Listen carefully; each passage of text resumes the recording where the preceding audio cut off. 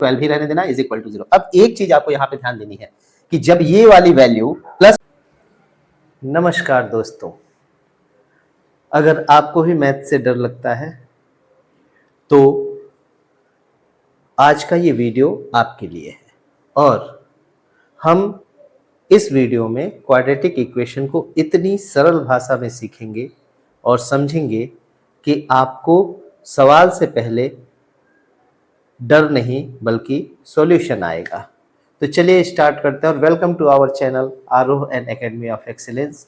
और हम आपके लिए फिर से आ गए हैं वीडियो लेकर के। और आज का टॉपिक है क्वाड्रेटिक इक्वेशन। और क्वाड्रेटिक इक्वेशन को आज हम सीखेंगे, समझेंगे और जानेंगे। तो लेट्स गेट स्टार्टेड। ओके, चलिए स्टार्ट करते हैं हमारा आज का चैप्टर नंबर 4 क्वाड्रेटिक इक्वेशन। ठीक है बच्चों, आज के इस वीडियो में हम इंट्रोडक्शन के बारे में बात करेंगे कि क्वाड्रेटिक इक्वेशन एक्चुअल में क्या होता है, उसके बारे में हमको जानना है। ठीक है, तो यहाँ पर सबसे पहले हम इसकी भूमिका समझेंगे, इसका इंट्रोडक्शन समझेंगे कि किस तरीके से क्वाड्रेटिक इक्वेशन होता है और उसमें कौन कौन सी ऐसी चीजें हैं, ऐसे ऐसे टर्म हैं, उन टर्म को समझना है। और उसके बाद हम सॉल्यूशन की तरफ बढ़ेंगे, एक्सरसाइज को सीखेंगे।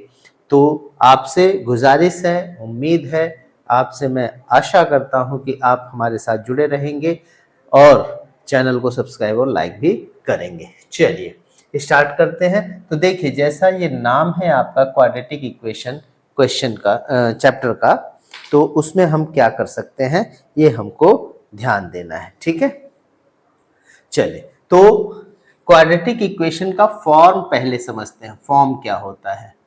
इसका फॉर्म जो होता है ना, वो ax² plus bx plus c is equal to 0 का होता है। एक्चुअल में जो आपका क्वाड्रेटिक इक्वेशन होता है उसकी पावर जो होती है वो मैक्सिमम पावर 2 होती है। 2 होती है, इसीलिए उसको क्वाड्रेटिक इक्वेशन बोला जाता है। लेकिन इसके पीछे भी रीजन है। क्वाड्रेटिक इक्वेशन के पीछे जो आपको ये वैल्यू, यहाँ पे पावर जो आपको 2 दिख रही है, इसके पीछे का रीजन क्या है कि अगर इस पे 2 वैल्यूज हैं तो इसका जो भी ग्राफ बनाएंगे हम, वो हमेशा एक्स एक्सिस को 2 पॉइंट पे यानी पैराबोलिक होगा। कैसा होगा? पैराबोलिक होगा। कैसा होगा?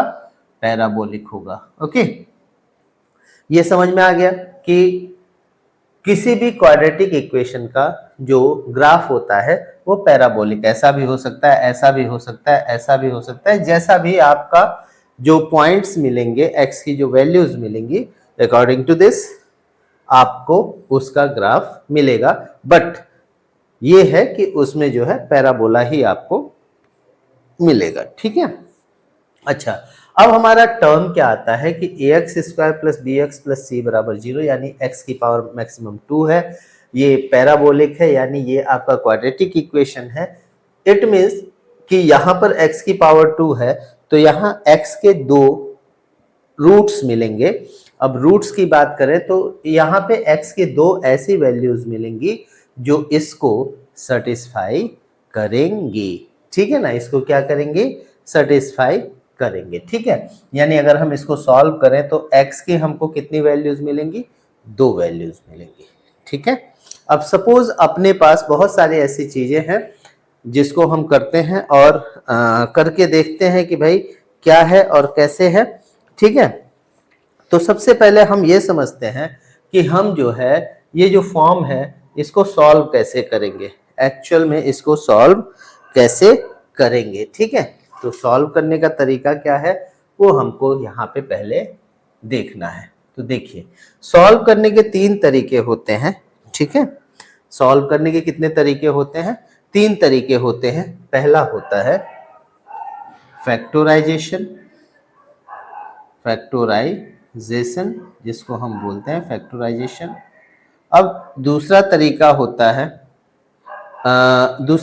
होता है इसको सॉल्व करने का कि कंप्लीटिंग द स्क्वायर मेथड। ठीक है, कंप्लीटिंग स्क्वायर मेथड, और तीसरा तरीका होता है quadratic formula. Quadratic formula, okay, quadratic formula. ये तीन तरीके होते हैं। मोस्टली हम जो है हमारे लिए जो सबसे सुटेबल होता है वो फैक्टराइजेशन होता है। कंप्लीटिंग स्क्वायर का मेथड अभी हमको यूज नहीं करना है, हमारे 10th में नहीं है, ठीक है, तो हम कंप्लीटिंग स्क्वायर पर नहीं जाएंगे। और ये भी हमको रेयरली देखने को मिलेगा क्वाड्रेटिक फार्मूला, ठीक है। तो हम ये चीज समझ चुके कि हमारा जो आपका ये है क्वाड्रेटिक इक्वेशन है उसको सॉल्व करने के तीन तरीके होते हैं, बट अपने को जो है मोस्टली एक तरीका और ये दोनों तरीकों पे फोकस करना है। कंप्लीटिंग स्क्वायर पे फोकस तो नहीं, लेकिन हम इसकी जानकारी आपको करा देंगे कैसे क्या करना होता है, फिर उस पर हम काम भी करेंगे थोड़ा सा, लेकिन हमारा मेन फोकस जो होगा वो इन दोनों पे होगा, फर्स्ट और थर्ड पे होगा, ठीक है। चलिए, अब इसके बाद हम बात करेंगे डिस्क्रिमिनेंट की। डिस्क्रिमिनेंट क्या होता है, ठीक है। जब भी हम डिस्क्रिमिनेंट की बात करते हैं तो डिस्क्रिमिनेंट क्या होगा, डिस्क्रिमिनेंट जो होता है ना, इसके जो भी कोफिशिएंट है एक्स स्क्वायर और ये जो भी है आपका, उसका फार्मूला डी से हम डिनोट करते हैं, और बी स्क्वायर माइनस 4ac होता है, where ABC is the coefficient of equations given in given term, ठीक है ना। जो टर्म में कोफिशिएंट होंगे एक्स स्क्वायर का a और c जो कांस्टेंट टर्म है, इन सब चीजों को लेकर के हम यहाँ पे d is equal to b square minus 4ac निकालते हैं, और यही हमारा डिस्क्रिमिनेंट होता है, ठीक है। अच्छा, डिस्क्रिमिनेंट जो होता है ये सारी चीजें बताता है कि इक्वेशन जो है ना उसके रूट्स जो मिलेंगे उनका नेचर कैसा होगा। यानी देखिए, रूट्स जो आपको x की दो वैल्यूज मिलेंगी, कभी कभी इक्वल मिलेंगी, कभी दोनों निगेटिव मिल जाएंगे, कभी रियल मिलेंगे, तो इस तरीके का नेचर जो है ना आप इससे पता कर सकते हो। अब इसके लिए भी आपको ये रूल्स पता होना चाहिए कि when d is greater than 0 तो रूट्स और पॉजिटिव होंगे, रूट्स रियल और पॉजिटिव होंगे, ठीक है ना, रूट्स रियल एंड पॉजिटिव होंगे। d इज लेस देन 0 तो रूट्स जो होंगे वो क्या होंगे, रूट्स जो होंगे जब लेस देन 0 होगा तो रूट्स जो है आपके इमेजिनरी होंगे, यानी इनको हम काल्पनिक बोलेंगे, इमेजिनरी बोल सकते हैं, और नेगेटिव भी मिलेंगे, ठीक है, यानी नॉन रियल होंगे। इसको नेगेटिव ना लिख करके नॉन रियल लिखेंगे, ठीक है, यानी रियल नहीं होंगे, ठीक है, नॉन रियल आप इसको मान सकते हैं, ठीक है। अच्छा, इसके बाद क्या होगा, d इज इक्वल टू 0 जब होगा तो इक्वल रूट्स मिलेंगे, इसके क्या मिलेंगे, इक्वल रूट्स मिलेंगे, ठीक है। ये आपको अलग से डिस्क्रिमिनेंट के बारे में पता होना चाहिए, ठीक है, ये आपको पता चल गया, ओके। अब चलिए, अब हम जब क्वेश्चन को सॉल्व करते हैं या बोर्ड एग्जाम्स में या कहीं पर भी, तो हमको सबसे पहले क्या देखना होता है उस पे हम बात करेंगे। तो हमको सबसे पहले क्या देखना है कि हमारा जो क्वेश्चन है, क्वेश्चन में सबसे पहले हमको आइडेंटिटी खोजनी है कि किसकी क्या आइडेंटिटी, यानी आइडेंटिफाई करना है सबसे पहले when using the quadratic equation, ठीक है ना, formula. Firstly we have to find the value of a, b and c, ठीक है ना, a, b और c आपको फाइंड करना पड़ेगा। Then find the nature of roots, roots का नेचर भी फाइंड करना पड़ेगा। वो कैसे पता चलेगा, तो बी स्क्वायर माइनस 4ac से आपको पता चल जाएगा जो d की वैल्यू होती है, ठीक है। इसके अलावा जब d की वैल्यू आपको मिल जाएगी, ठीक है, तो आप जो है क्वाड्रेटिक फार्मूले में इजीली पुट कर सकते हैं। तो क्वाड्रेटिक फार्मूला क्या होता है, what is the quadratic formula, तो क्वाड्रेटिक फार्मूला जो होता है x is equal to minus b plus minus under root d upon 2a, ये आपका क्वाड्रेटिक फॉर्मूला होता है। क्या होता है? Quadratic formula. ठीक है बच्चों, तो अब इसमें जो है आपको सबसे ज्यादा ध्यान देना कहां पे है कि जो साइन है ना, साइन यानी पॉजिटिव नेगेटिव जो भी साइन है उसका स्पेशली आपको पर्टिकुलरली उसका स्पेसिफिकली आपको उसका ध्यान देना है कि कहीं पर भी गड़बड़ ना हो, अदरवाइज आपका जो क्वेश्चन है उसका सॉल्यूशन बिल्कुल रॉन्ग हो जाएगा। ठीक है, आई थिंक आपको अभी तक जितना मैंने बताया वो आपको समझ में आया होगा। अब हम एक आध क्वेश्चन की तरफ बढ़ते हैं जिससे आपको क्लियर हो जाए कि भाई रूट्स कैसे निकाले जाते हैं। तो सबसे पहले हम एक ऐसे ही जस्ट एग्जांपल ले लेते हैं कि किस तरीके से हम रूट्स को फाइंड आउट करेंगे। ठीक है, सपोज ये आपने इसका स्क्रीनशॉट ले लीजिए, फिर हम आगे बात करेंगे। ठीक है, फिर हम इस पे आगे बात करेंगे।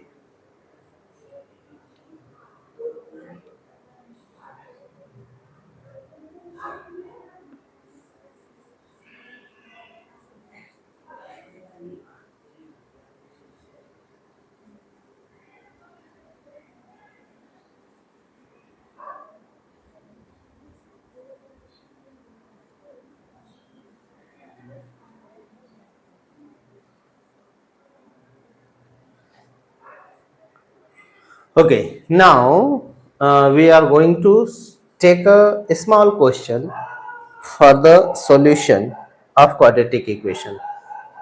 ठीक है ना, तो देखिए सपोज मैंने ले लिया x square plus 7x plus 12 और अब हमको जो है इसके रूट्स फाइंड आउट करने हैं। क्या करने हैं? रूट्स फाइंड आउट करने हैं। तो सबसे पहले हम इसको फैक्टराइजेशन में ले जाएंगे और फैक्टराइजेशन में क्या होगा? Middle term splitting method, middle term splitting method apply करेंगे। अब मिडिल टर्म स्प्लिटिंग मेथड क्या होगा भाई? तो देखिए मिडिल टर्म स्प्लिटिंग मेथड यानी ये जो 12 है इसका हमको क्या करना है? फैक्टर करना है। और कैसा फैक्टर करना है? जिसको मल्टीप्लाई करने पे 12 हो और ऐड करने पे मिडिल टर्म यानी 7 मिले, तो यही होगा। ठीक है, ओके। अब ये ध्यान दीजिएगा 4 इंटू 3 इज इक्वल टू 12 और 4 प्लस 3 इज इक्वल टू 7। तो अब ये जो 7 है वहां पर हम क्या लिख सकते हैं? ध्यान देना बच्चों, एक्स स्क्वायर प्लस 7 की जगह पे हमको लिखना है 4 प्लस 3 इंटू एक्स प्लस 12 को 12 ही रहने देना इज इक्वल टू 0। अब एक चीज आपको यहाँ पे ध्यान देनी है कि जब ये वाली वैल्यू प्लस होगी तो यहाँ पे प्लस करने पे मिडिल टर्म मिलना चाहिए, जो मिडिल कोफिशिएंट है टर्म का। अच्छा, और अगर यहाँ पे नेगेटिव साइन होगा या माइनस होगा तो यहाँ पे माइनस करने पे ये मिडिल टर्म मिलना चाहिए। बिल्कुल क्लियर रहना बच्चों, क्योंकि अगर आपने ये गड़बड़ी कर दी तो फिर आपका क्वेश्चन रॉन्ग हो जाएगा। और ये छोटी छोटी मिस्टेक्स बच्चे अक्सर करते हैं, 99% 99% बच्चे वो मिस्टेक करते हैं। कहीं आप ऐसा तो नहीं करते? तो ये बिल्कुल नहीं करना है, क्योंकि मैं आपको बता रहा हूं उसके अकॉर्डिंग आपको काम करना है। ठीक है, अब यहाँ पे क्या होगा? इस x में इसका और इसका मल्टीप्लाई कर देंगे तो आपको क्या मिलेगा? X square plus 4x plus 3x plus 12 is equal to 0। Now अब हम कॉमन लेने का प्रोसेस शुरू करते हैं बच्चों। तो यहाँ पे x लिया तो x प्लस 4 मिला। अब यहाँ पे क्या मिलेगा? यहाँ पे 3 मिलेगा। तो यहाँ पे now again we find x plus 4 is equal to 0। Now अब x प्लस 4 यहाँ भी है और यहाँ भी है, तो हमने क्या किया? x प्लस 4 दोनों में से कॉमन कर लिया तो आपको मिलेगा क्या? x plus 3 is equal to 0। Now इतना तक हमने कर लिया। अब हमको रूट्स की नीड है। रूट्स क्या होगा? x की वैल्यूज क्या होंगी? तो यहाँ पे एक बार x plus 4 is equal to 0 करेंगे, इस 4 को इधर करेंगे तो x इज इक्वल टू -4 हो जाएगा। और एक बार x plus 3 is equal to 0 करेंगे तो x इज इक्वल टू -3 हो जाएगा। ठीक है, ये आपका हो गया। ओके, तो आपको दो रूट्स मिल गए, कौन कौन से, x की दो वैल्यूज मिली, -4 और -3। ये आपका x की वैल्यूज है। अच्छा ठीक है सर, आपने इतना समझाया, बहुत ही अच्छे से और बहुत ही क्लियर हुआ, लेकिन सर कुछ तो अभी छूट रहा है, कहीं ना कहीं कुछ चीज छूट रही है, तो मैं कुछ छूटने नहीं दूंगा। अब हम बात करेंगे कि जो रिलेशन ऑफ रूट्स होता है, relation of roots with coefficients of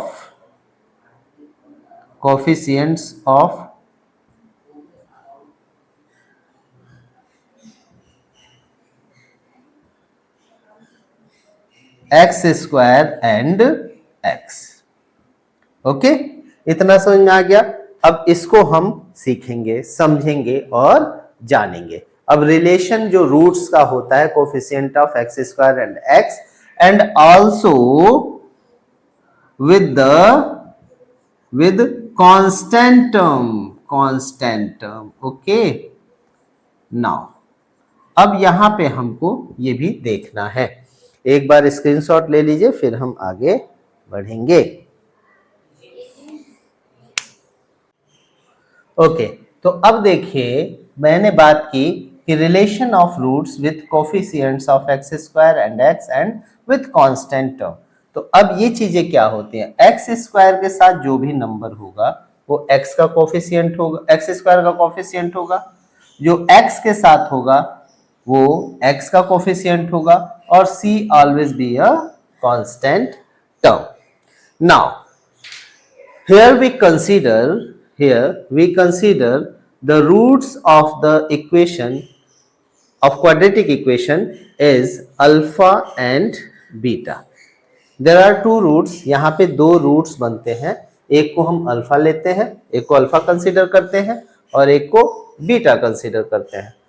अब यहां पर जो है ना, द सम ऑफ रूट्स क्या होता है, यानी alpha plus beta is equal to क्या होगा, माइनस कोफिशिएंट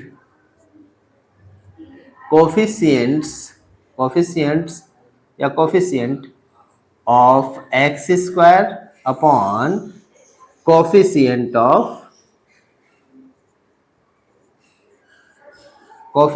ऑफ एक्स।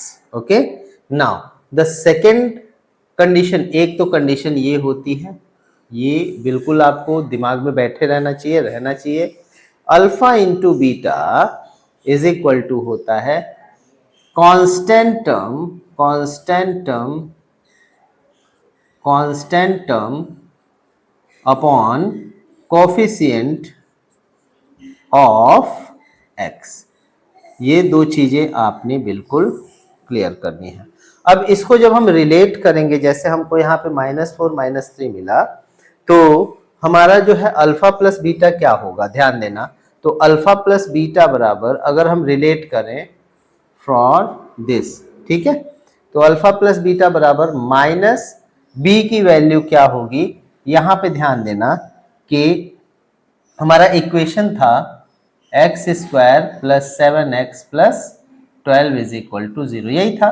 तो माइनस बी यानी माइनस आपका क्या हो जाएगा 7 अपॉन, यहां पे ध्यान दीजिएगा -7 अपॉन, ए की वैल्यू यहां पे कुछ भी नहीं है तो 1 मान लेंगे, तो आपको -7 मिलेगा। ठीक है, यानी इससे हमको अल्फा प्लस बीटा की वैल्यू -7 मिल रही है। लेकिन एक्चुअल में अल्फा प्लस बीटा होगा क्या, तो अल्फा प्लस बीटा अगर इसको हम ऐड करते हैं तो -4 प्लस -3 करेंगे तो भी हमको -7 ही मिलेगा, ये दोनों इक्वल मिल रहे हैं। ठीक है, इस तरीके से अल्फा इंटू बीटा को अगर देखें तो C अपॉन ए होता है, तो C की वैल्यू क्या है आपके पास 12 है और A की वैल्यू 1, तो यहाँ पे 12 मिलेगा। और अल्फा इंटू बीटा -4 इंटू -3 भी आपको कितना मिलेगा 12 मिलेगा, ये भी इक्वल हो गया, है ना। तो आपको ये बिल्कुल क्लियर हो रहा होगा कि सर ने जो बताया है वो बिल्कुल सटीक है, क्रिस्टल क्लियर हो गया। ठीक है बच्चों, तो ये जो मैंने बताया ये आपको इंट्रोडक्शन बताया है और आज जो है मैं इंट्रोडक्शन के ही उसमें था कि आज मैं आपको इंट्रोडक्शन पूरा क्लियर कर दूं और उसके बाद हम आगे बढ़ेंगे एक्सरसाइज की तरफ। एक और छोटी सी चीज रह गई है जिसको हमको समझना है कि अगर सर यहाँ पे हम जो है क्वेश्चन तो सीधे सीधे बना ले रहे हैं कि क्वेश्चन का हमारा जो है सॉल्यूशन हम आसानी से पा जाएंगे, लेकिन हम इक्वेशन को सॉल्व करके क्या बना पा रहे हैं, रूट्स पा रहे हैं, रूट्स का रिलेशन समझ रहे हैं, उसका वो सारे। लेकिन कभी कभी ऐसा भी हो सकता है ना कि क्वेश्चन में जो इक्वेशन है वो न दिया गया रहा हो, केवल और केवल रूट्स दे दिए जाए, तब आप क्या करोगे, तब आप क्वेश्चन को कैसे सॉल्व करोगे, तो इसको समझ लेते हैं। ठीक है, कैसे आप इक्वेशन बनाते हो रूट्स से। ठीक है, तो इसको समझने के लिए आपको ध्यान देना पड़ेगा कि कैसे क्या करना है। चलिए, तो चलिए अभी हम चलते हैं कि हमारा जो इक्वेशन बनाने का काम होगा वो कैसे होगा। चलिए, तो समझिए यहाँ पे कि क्या है कि अगर आपको इक्वेशन दिया है तो उसके लिए एक छोटा सा सिंपल सा फॉर्मूला आपको दिमाग में रखना होगा। सिंपल फॉर्मूला, बिल्कुल सिंपल फॉर्मूला आपको दिमाग में रखना पड़ेगा, और वो क्या है कि x square minus alpha plus beta into x plus alpha into beta is equal to 0। बस इसी से आपका इक्वेशन बन जाएगा। सपोज आपके पास क्वेश्चन कभी कभी दे देगा कि अल्फा प्लस बीटा दिया हुआ हो, जैसे मान लीजिए बोल दिया जाए कि the sum of roots, the sum of roots are 8 and the product of roots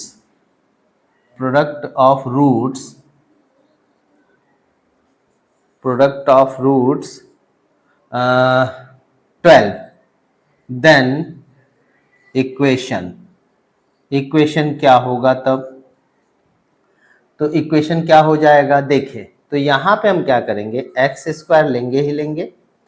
अब यहां पर जब सम देगा तो इस पूरे की वैल्यू वो 8 दिया है, कंफ्यूज नहीं होना है, कंफ्यूज नहीं होना है, क्योंकि ये alpha plus beta total value 8 है। जब अल्फा और बीटा की सेपरेट वैल्यू दी जाएगी तब आप अल्फा की जगह पे अल्फा और बीटा की जगह पे बीटा रख करके प्लस करेंगे, देन आप क्वेश्चन को सॉल्व करेंगे। ठीक है, अब देखिए तो x square minus 8 into x और अल्फा इंटू बीटा की वैल्यू ये 12 है, plus 12 is equal to 0। Now this is the question, here is the answer. ठीक है ना, ये इक्वेशन आपका बनेगा। ठीक है बच्चों, अभी आपको मैंने जो बताया आई होप बिल्कुल क्रिस्टल क्लियर होगा। बच्चे छोटे छोटे सिली मिस्टेक्स करते हैं, लेकिन जिस तरीके से मैंने आपको समझा दिया है उसमें अगर आप थोड़ा भी ध्यान देंगे तो आपके मिस्टेक्स के चांसेस बिल्कुल कम हो जाएंगे। ठीक है, मिलेंगे आपसे लंबे वीडियो में फिर से, और उसमें हम सीखेंगे क्वेश्चन को करना, कैसे हम क्वेश्चन सॉल्व करेंगे। तब तक बने रहिए हमारे साथ। Thank you for being with us, और हम आपसे फिर मिलेंगे। गुड बाय, नमस्ते, सलाम, शुभ रात्रि।